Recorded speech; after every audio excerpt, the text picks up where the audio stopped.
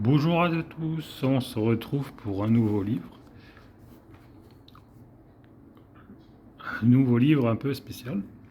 Les 100 choses à savoir quand on est un homme. Petit format, un petit livre.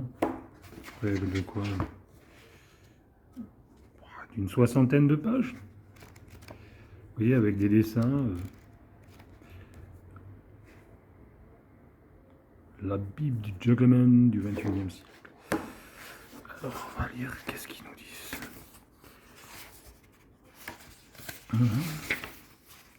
Il nous fait pas un petit speech. Vous voyez, là, il y a plein de... C'est un livre qui nous explique plein de choses. Tu sauras préparer un vrai grok.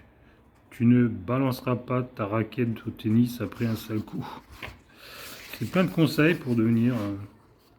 je vais vous l'avant-propos.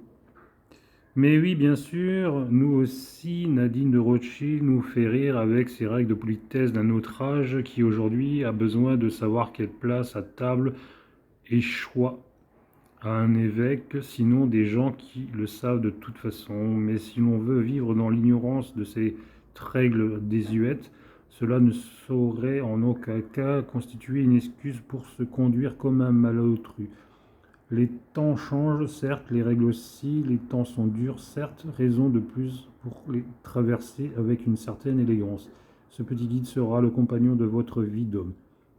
Conçu comme une manière de couteau suisse du savoir-vivre des gentlemen contemporains, il vous donnera, en cas de doute existentiel sur la couleur de vos chaussures ou la recette infaillible d'un véritable club sandwich. Il vous aidera à trouver le jean sachant sublimer le quasi-perfection de votre silhouette et répondra aux questions que vous ne manquerez pas de vous poser sur le langage des fleurs. En revanche, il ne vous grondera pas si vous n'avez pas fait correctement la chasse au carie avant d'aller vous coucher. Nous sommes entre adultes consentants. Une bonne règle doit contenir une bonne dose massive de mauvaise foi. Surtout, rien de plus excitant que de la transgresser.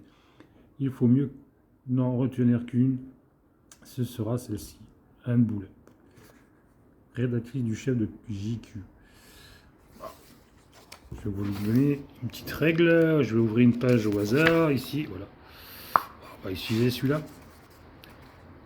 La règle numéro 18, tu utiliseras les bons cintres. Vous voyez, des deux cintres différents.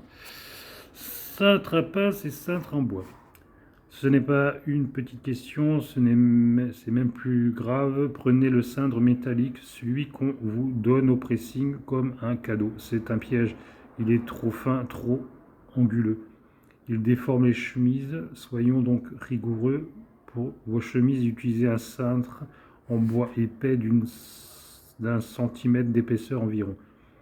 Pour vos vestes ou manteaux, prenez le même ou plus épais. Pour vos pantalons, utilisez un cintre à pince en bois et suspendez le pantalon par les pieds. Ça change la vie, faites-nous confiance. Voilà, bon conseil. Une soixantaine de pages comme ça de conseils.